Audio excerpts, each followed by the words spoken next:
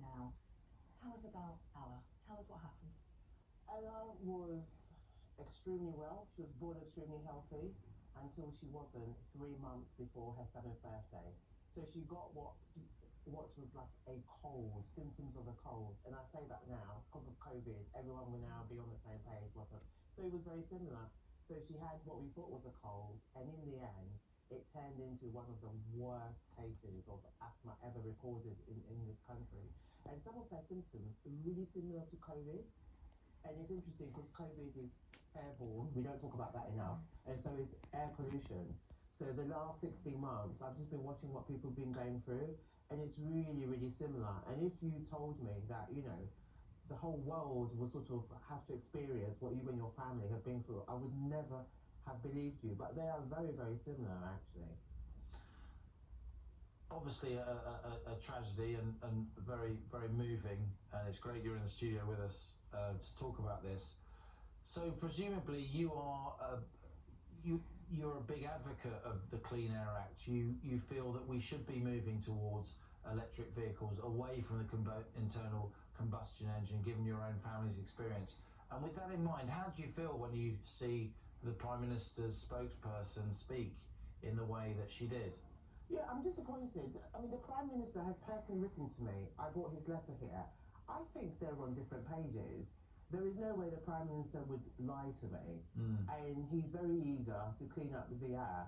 And maybe, I'm sure she's a lovely woman, I don't know her, but maybe she's not understanding her brief. I mean, because she's got this really important role, and she needs to put confidence in people. We are going to be heading, to electrifying everything. And considering the role she's got, I don't know whether she really understands the public health crisis we were in. Huge figures. And I'm sorry to say, electric vehicles, they're now doing 246 miles. She could stop off at a station. No.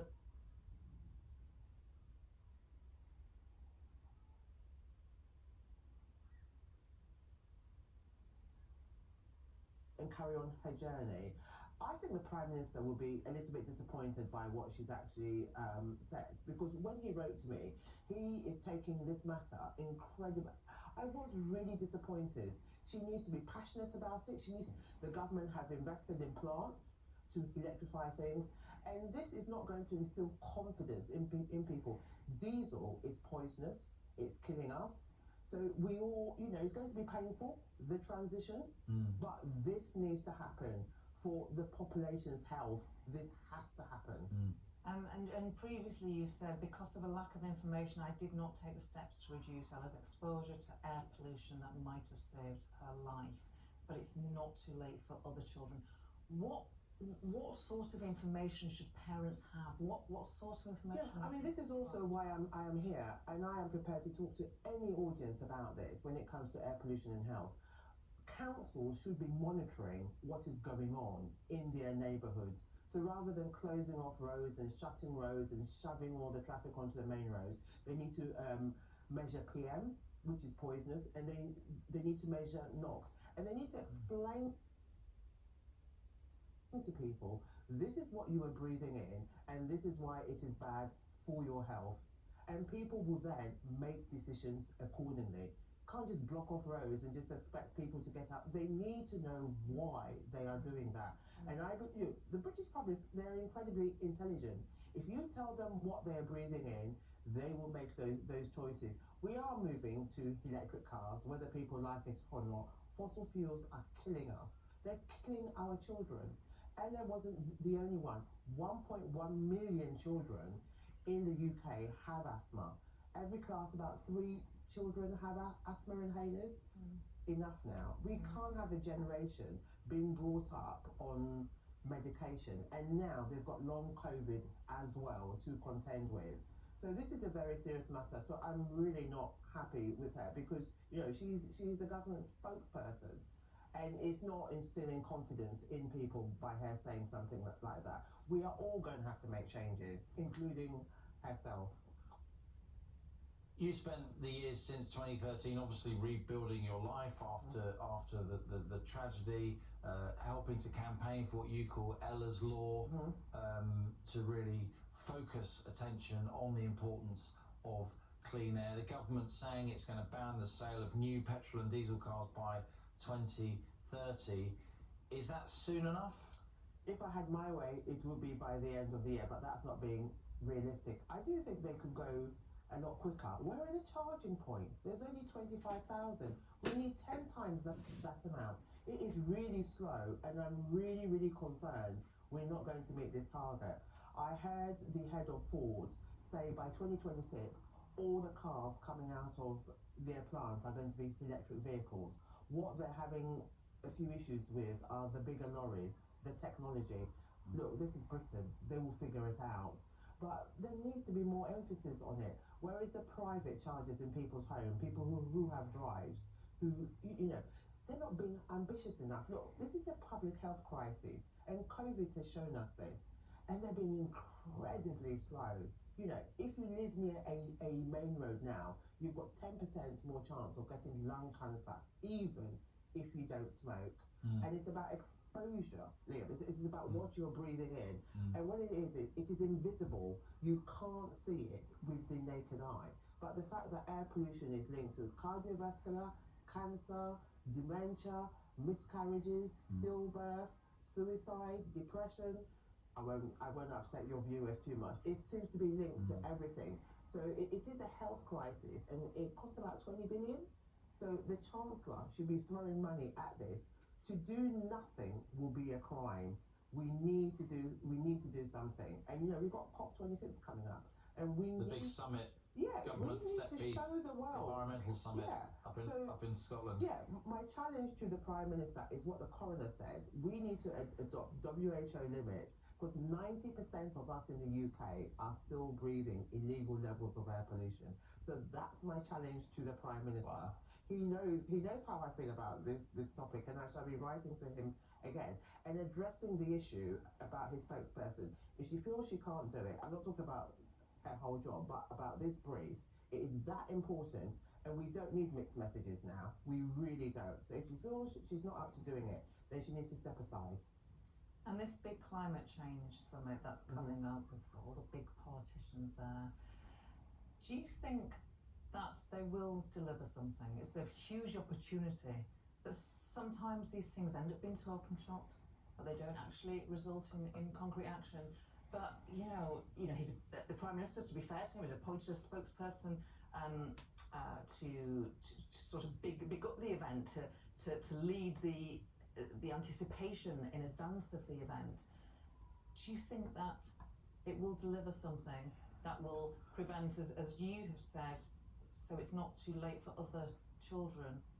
Well, Gregora, this is the biggest environmental crisis of our time. All I need all the nations to do is to adopt WHO limits. Look, tell us about those. Just explain what they are. So WHO limits are the guidelines, basically, and the coroner said in my late daughter's inquest that if the government doesn't adopt these, there are going to be future deaths. And right now, the deaths are between 28 and 36,000. Now, all governments, it's not just the UK, they are all at it. I mean, we do know what, oil companies lobbying behind our backs. It's all about money. But as far as I'm concerned, health is far more important. I have said to people, you can't go to work if you're dead. And that's why I will stick to that. And people say, what about the economy? Well, as we know from COVID, if you're very ill, then you can't even go to work. This is a public health crisis. I repeat to the British public again, do not be fooled by all the greenwashing they're doing this. If they adopt WHO limits as a minimum, countries everywhere, it will save millions, because right now, as I sit here, 8.8 million people die every year because of fossil fuels alone. And I understand it's about economics and money, but I believe our health is far more important, and that's my stance on these things. I'm a Londoner, Rosamond. I know the South Circular Road, North Circular Road. You're incredibly busy circular ring road in the centre of London. lots of housing is quite close to the North and South Circular Road. Isn't this a housing issue as well? I mean, I'm sure you do your best as a mum. It's very, very hard to get accommodation in London for many families, whether it's privately owned or local authority housing, whatever kind of housing that there is. But isn't this a housing problem as well? People, with all due respect, and I'm sure you did your best, but people shouldn't be living that close to such heavy traffic. Surely that's part of the solution as well. Decent housing for ordinary working people, so people don't have to bring kids up really close to such a heavy road. We can't help where we live. There needs to be less driving rather than asking people to move. The South Circular is 25 miles long. You can't expect everyone to move. Less driving. Look, some people have to drive. Ambulances, police, but especially short journeys. Look, surveys have been done and people are willing to walk up to 2 miles.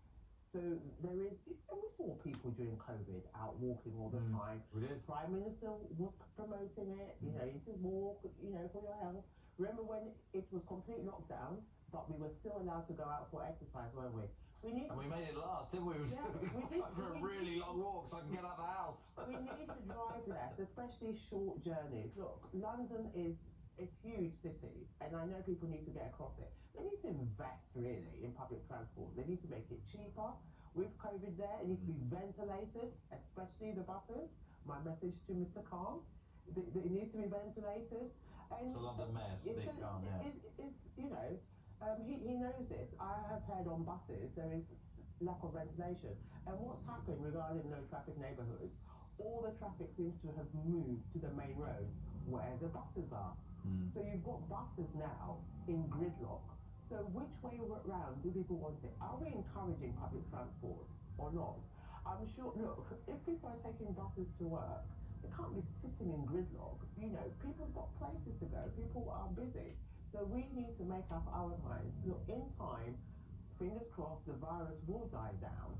I believe the solution is public transport to you know, get us round and walking. Apparently, we have an obesity issue, so I think the government needs to have a public health campaign to encourage us all to walk, maybe. I live in Lewisham. Oh, okay. Now, they tried a low traffic neighbourhood there, as you all know. I've got to say, it was very controversial. There were demonstrations against it. People made points about those with disabilities who could not drive up certain roads to their homes. There was a real strength of feeling in some parts of Lewisham. Weirdly, I've moved to another address in Lewisham, and everyone's cool with it there. But where I live, which arguably actually was a poorer part of Lewisham, where I initially lived, where the resistance really was there. I mean, you can't ignore that resistance. Thank you for being very honest. Look, where they are implemented, they work for those roads. But we can't have clean air for some. Let's be honest. What I'm really interested in is segregated cycle lanes, because over the summer, my kids are going to be cycling on the road. And look, we're in a pandemic. Maybe this was the wrong time to introduce it. Look, September, car sales went up. And people might have thought, oh, maybe if we introduce it, people will drive less. Look, one of the things, as British people, we love our cars. We've got 38. I can't drive. We've got 38 million cars on the road, and just by closing roads, it's not going to make it any better. And if you look at the South Circular now, it is gridlocked, bumper to bumper. That means more air pollution. Look, this last year has been horrific for me and my family, because unfortunately, my children are more susceptible to air pollution. So if you create gridlock like that, it means more hospital visits for me. Not just them. In Lewisham, we have one of the highest rates of asthma in London, I am afraid. Yeah. So that's the reason why we can't have clean air for some and not all. And I initially thought the idea about low traffic neighbourhoods was people to give up their cars. That I'm afraid has not happened. So we need to rethink this. Look, as a teacher sometimes, I used to come up with fantastic ideas. They didn't always work. You go back to the drawing boards and you start again. And that's, you know, we live in a community. We can't have a divided community either. But no, that's not going to work. So the idea sounds nice, but I'm worried about the term low traffic neighbourhood. That sounds quite neighbourhood. That sounds quite exclusive for some. I think this should be inclusive. You know, we all want clean air, and the coroner said this. You know, the South Circular. I can't tell you the amount of people, you're in Lewisham, who live there. You can't shove all the traffic onto the South Circular because it is really close, isn't it, to houses. It is even closer than the North Circular. So when people have come there, they are absolutely shocked how close. And the children on there, they are suffering. Rosamond, what a fantastic advocate you are. Rosamond Adu, Kissi-Debrah, clean air campaigner, mother of Ella. Thank you for having me. Really appreciate it.